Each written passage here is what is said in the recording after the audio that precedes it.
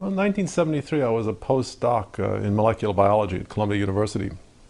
And it was a time really of a lot of intense discussion. I had a lot of friends who were postdocs. Subjects came up naturally. And I just happened to come across a copy of the Wistar Symposium that was held in 1966 in Philadelphia. It's a collection of essays about Darwinian theory. And I read Murray Eden's article, a critical article about Darwinian theory, and Marcel Schutzenberger's critical argument about Darwinian theory.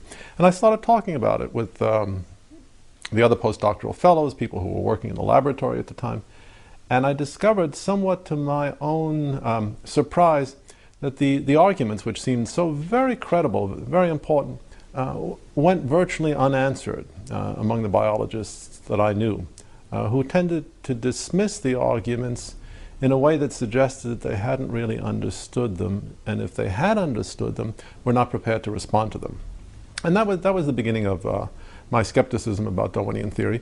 When I spent a year in Paris working with Schutzenberger, of course, both of us enriched each other's opinions. Schutzenberger had been a long-standing critic within the French biological establishment of Darwinian theory. And what he had to say reinforced what I had to say, what I had to say reinforced what he had to say. Later I talked with Murray Eden. There were a group of us who were similarly skeptical. I must say in the 70s, in the late 60s and in the 70s, there was a much more intensive degree of opposition to Darwinian theory, a much greater willingness to examine Darwinian orthodoxies. The great counter-reformation took place in the 1980s and the 1990s. So when I started work, or when I started thinking about these issues, Schutzenberger and I wanted to write a book together on this. There was a very relatively liberal attitude among mathematicians, people who were interested, physicists, people who were interested in Darwinian theory, a much greater willingness to wonder whether any of this could possibly be true. So that was roughly my own background, my own approach to it.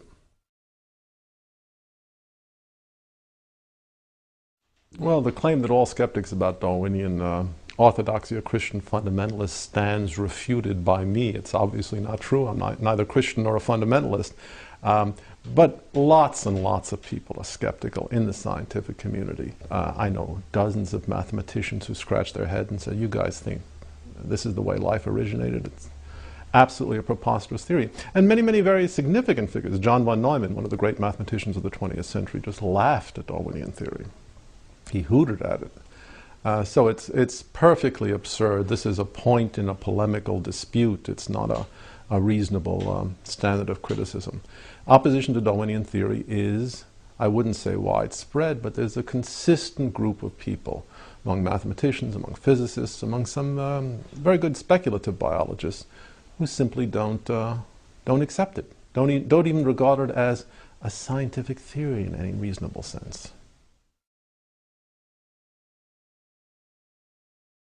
It's tough to say because we're not dealing with a theory in any sense in which, say, a physicist would recognize the theory. We're dealing with a collection of anecdotes, a certain point of view, a series of hunches.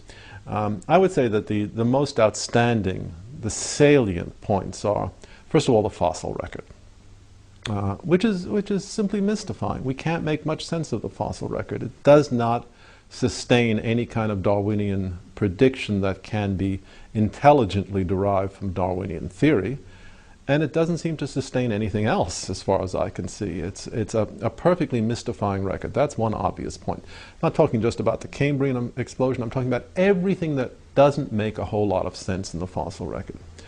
Second point, we have never been able in any way theoretically to examine the central Darwinian claim that natural selection and random variation can account for a great deal of complexity. If you look at the history of physics, for example, what did Newton do in the 17th century? He said, well, the planets are being attracted to the sun by a force. It's not any kind of force, it's a inverse square force.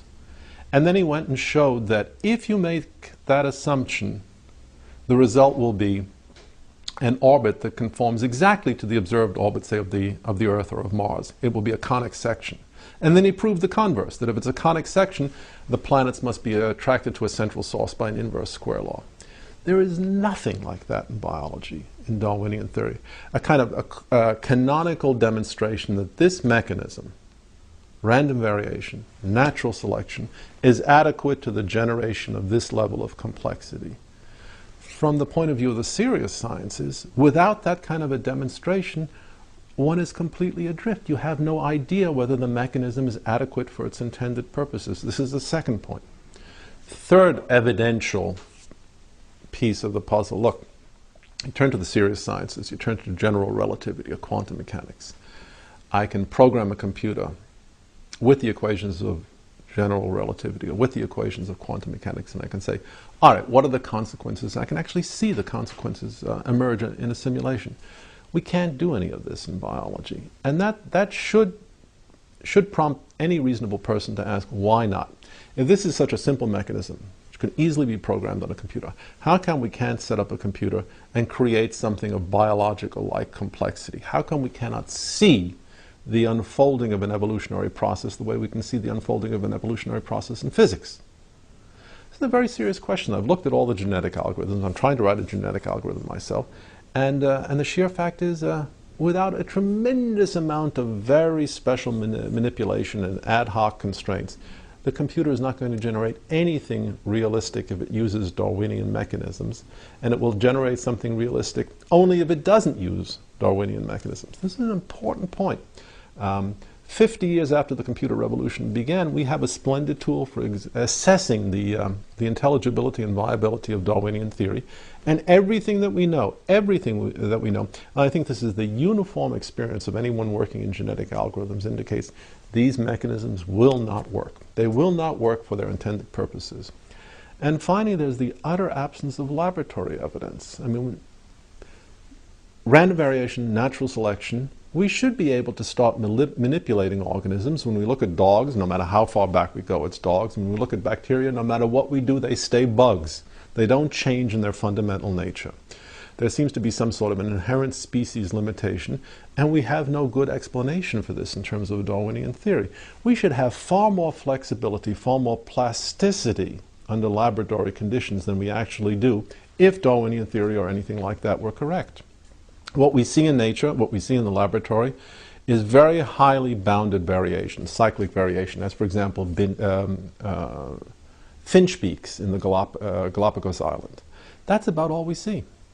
Small variations. Why is that if Darwinian theory is correct? These are evidentiary points that I think need to be stressed, need to be examined openly, honestly. And they never are, of course. Never are. Look, the stuff about finch beaks is certainly interesting. Let's not confuse ourselves about that. The question is, can it be extrapolated, or does it represent cyclic variation? I can say, here's an account of how the eagle flies. Look, I get up, I jump in the air, I flap my hands a couple of times, and I land a few feet from where I started. Thus the origin of flight.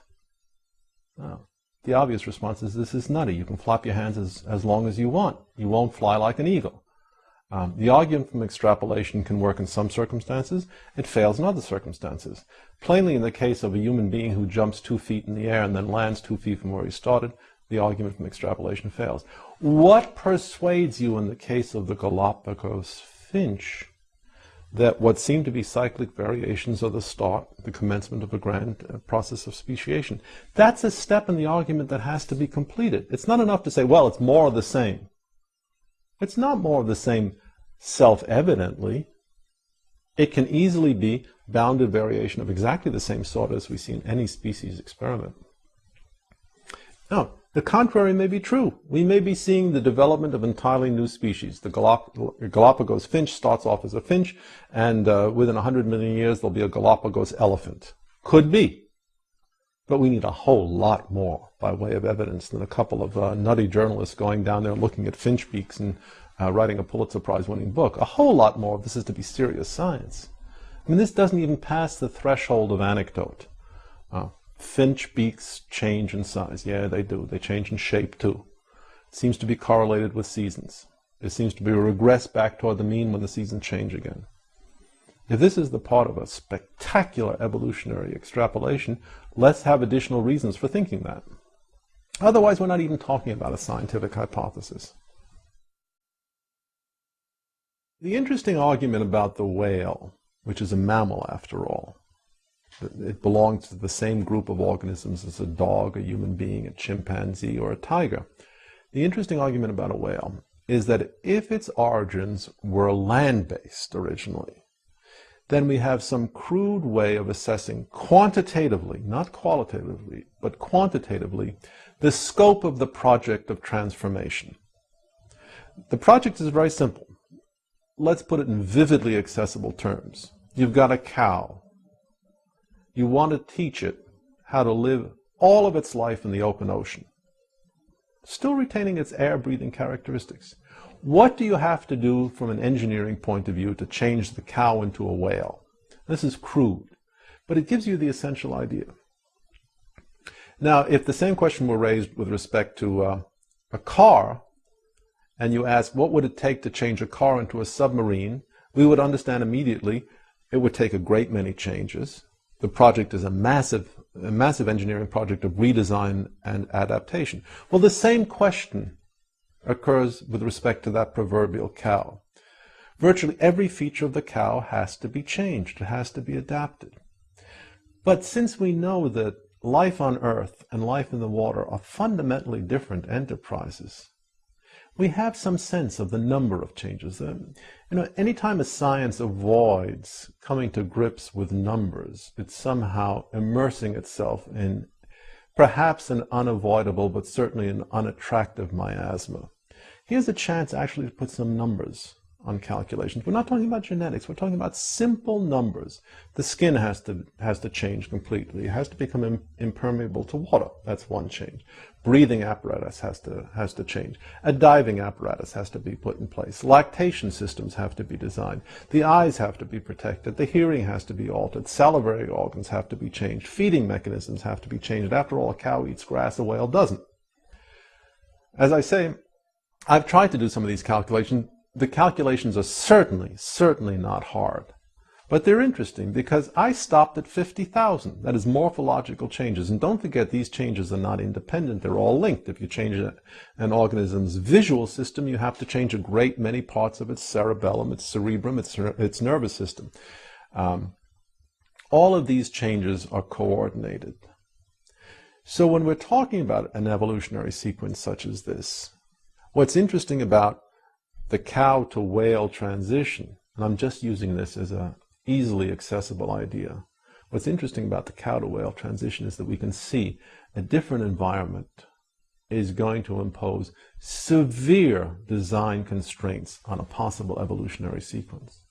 How are these constraints met if they're roughly 50,000? If they're 2 million constraints, how are those met?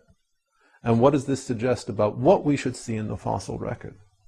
To my way of thinking, if Darwinian hypotheses are correct, it should suggest an enormous plethora of animals, intermediary between, say, Ambulocetus and the next step. That won't solve all problems. One wants to know what's directing this change, if anything. But at least it will put it in the ballpark of a quantitative estimate, which is hardly ever done.